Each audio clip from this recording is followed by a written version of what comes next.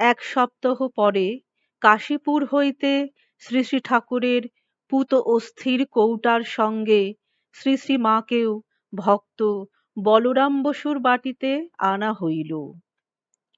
জন্মাষ্টমীর দিন ওই অস্থির কিয়দংশ ভক্ত রামবাবুর কাঁকুরগাছি যোগোদ্যানে সমাধিস্থ করা হয়।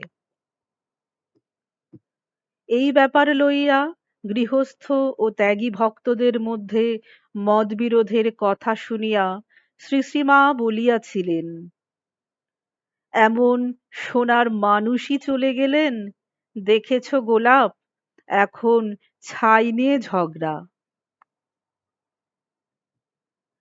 শ্রী শ্রী ঠাকুরের অদর্শনে তাহার সাক্ষাৎ সেবাধিকার হইতে বঞ্চিত হইয়া শ্রী শ্রী মার জীবন এ সময় দুর্বহ হইয়াছিল। মাঝে মাঝে তাহার মনে হইত, কি হবে এ কষ্ট সহ্য করে, চলে যাই তাঁর কাছে। একদিন ঠাকুর দেখা দিয়া বলিলেন, না, তুমি থাকো, অনেক কাজ বাকি আছে।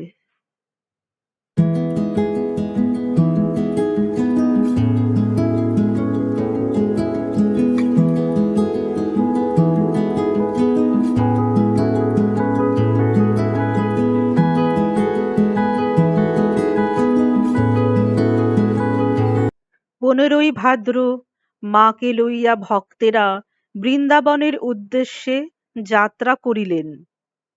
সেখানে যদি তাহার বিয়োগ বেদনার উপশম হয়। সঙ্গে যোগীন্দ্র, গোলাপমা ও লক্ষ্মী দিদি চলিলেন। পথে দেওঘর, কাশী ও অযোধ্যায় দর্শনাদি করিয়া তাহারা বৃন্দাবনে পৌঁছাইলেন। ব্রজধামে আসিয়া মায়ের মনে শ্রী রাধিকার মহাবিরহের ভাব জাগিয়া উঠিল।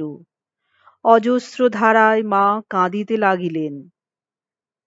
শ্রীরামকৃষ্ণ কৃপাধন্যা যোগীন মা কিছুদিন পূর্বে তপস্যার্থে এখানে আসিয়াছিলেন। তিনিও মায়ের গলা জড়াইয়া ধরিয়া কান্নায় যোগ দিলেন।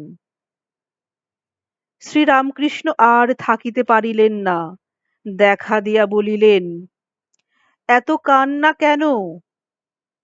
তারপর হইতে ঘন ঘন দর্শন লাভ করিয়া মায়ের মন আনন্দে ভরিয়া উঠিল। বালিকার মতো স্বতঃস্ফূর্ত আনন্দে তিনি মন্দিরে মন্দিরে দেবতা দর্শন করিয়া বেড়াইতে লাগিলেন এবং পায়ে বাতের ব্যথা লইয়াও শ্রীকৃষ্ণের লীলাভূমি পরিক্রমা করিলেন।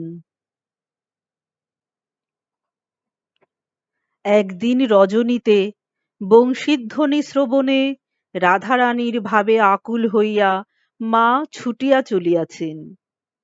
সুদীর্ঘ সৈকত অতিক্রম করিয়া যমুনা তীরে পৌঁছিয়া ভাবের আবেশে পড়িয়া যান। সঙ্গিনীরা অনুসন্ধান করিতে করিতে সেখানে আসিয়া তাহাকে ফিরাইয়া লইয়া যায়। কালাবাবুর কুঞ্জে থাকাকালে মা এত গভীর ধ্যানে মগ্ন হইয়া যাইতেন যে তাহার কানের কাছে জোরে জোরে বারংবার নাম শুনাইলে তবে সে ধ্যান ভাঙিত। মুখে মাছি বসিয়া যাইত, তিনি কিছু টের পাইতেন না। এই সময়ে শ্রীরামকৃষ্ণ তাহাকে দর্শন দিয়া যোগীন্দ্রকে দীক্ষা দিতে বলিলেন। দ্বিধাবশত মা প্রথমে ইহা পালন করেন নাই, কিন্তু বারবার তাহার ঐরূপ দর্শন হইতে লাগিল। শেষে যখন জানিলেন যে যোগীন্দ্রের পূর্বে দীক্ষা হয় নাই, উপরন্তু ঠাকুর তাহাকেও দর্শন দিয়া মায়ের কাছে দীক্ষা লইতে বলিয়াছেন, তখন আর তাহার দ্বিধা রহিল না।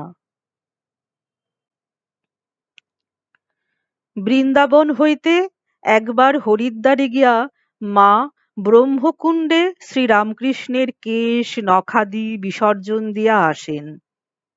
ফিরিবার পথে জয়পুর, আজমির হইয়া প্রয়াগ সঙ্গমে স্নান করিয়া মা কলিকাতায় আসিলেন।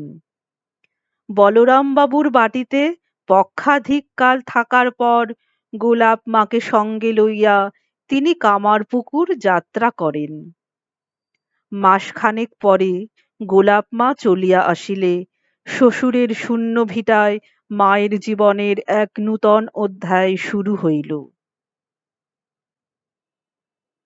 শ্রীরামকৃষ্ণ এক সময় তাহাকে বলিয়াছিলেন, কামারপুকুরের ভিটাটি একেবারে ছেড়ো না, সেইখানে থাকবে, শাক বুনবে, শাক ভাত খাবে, আর ভগবানের নাম করবে। সত্যই এ সময় তাহাকে ওইভাবেই জীবনযাপন করিতে হইয়াছিল। কতদিন লবণের অভাবে শুধু ভাতই খাইয়াছেন।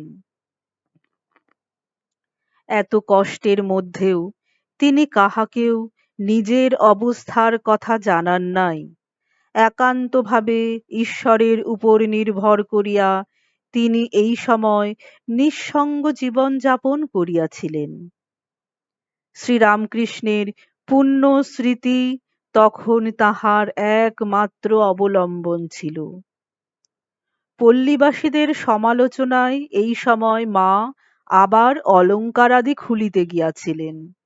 শ্রীরামকৃষ্ণ অমনি দেখা দিয়া বলিলেন, খুলো না, বৈষ্ণবতন্ত্র জানো? শ্রী শ্রীমা না বলায় তিনি বলিলেন, আজ গৌরদাসী আসবে, তার কাছে শুনে নিও। সত্যই সেদিন সন্ন্যাসিনী গৌরীমাতা আসিলেন। মা তাহাকে সব কথা বলিলে আনন্দে বিস্ময়ে তিনি বৈষ্ণবতন্ত্রের কথা প্রসঙ্গে চিন্ময় স্বামীর গল্পটি বলিলেন। এক সতীসাধ্বী স্বামীর জীবৎকালে কাঁচের চুড়ি পরিতেন। পতির দেহত্যাগ হইলে সৎকারাদির পর তিনি কাঁচের চুড়ি ভাঙিয়া ফেলিয়া সোনার বালা পরিলেন। সকলে জিজ্ঞাসা করায় বলিলেন, আমার স্বামীর দেহ এতদিন এই কাঁচের মতো ক্ষণভঙ্গুর ছিল, সেই অনিত্য ভঙ্গুর দেহ চলে গিয়েছে, এখন তিনি নিত্য অখণ্ড স্বরূপ। তাই আমি কাঁচের চুড়ি ছেড়ে সোনার গহনা পরেছি।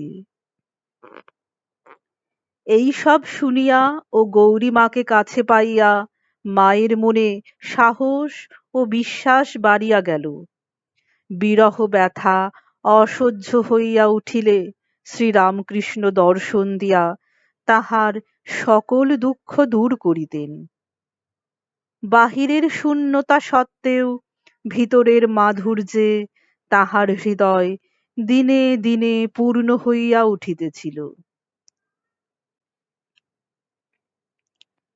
জননী শ্যামাসুন্দরী কন্যাকে জয়রামবাটি লইয়া গিয়া কাছে রাখিতে চাহিয়াছিলেন, কিন্তু মা কয়েকদিন মাত্র থাকিয়া চলিয়া আসেন। ত্যাগী সন্তানেরাও তখন শ্রীরামকৃষ্ণের অদর্শনে ও বৈরাগ্যবশত নানা তীর্থে তপস্যায় রত। তাহারাও কেহ জানিতেন না মায়ের কিভাবে দিন কাটিতেছে। গৃহস্থ ভক্তেরা তাহাকে শ্রীরামকৃষ্ণের সহধর্মিণী বলিয়া ভক্তি করিলেও তাহার সেবাভার গ্রহণ করিবার কথা কাহারও মনে উদিত হয় নাই। তাহাদের অনেকে তখনও তাহাকে মা বলিয়া চিনেন না। ত্যাগী সন্তানেরা লোকমুখে যখন মায়ের অবস্থার কথা শুনিলেন, তখনই তাহারা তাহাকে কলিকাতায় বা উহার কাছাকাছি কোথাও আনিয়া রাখিবার জন্য তৎপর হইলেন। যোগীন বা যোগানন্দ স্বামী প্রধান উদ্যোগী হইয়া মায়ের সেবায় আত্মনিয়োগ করেন।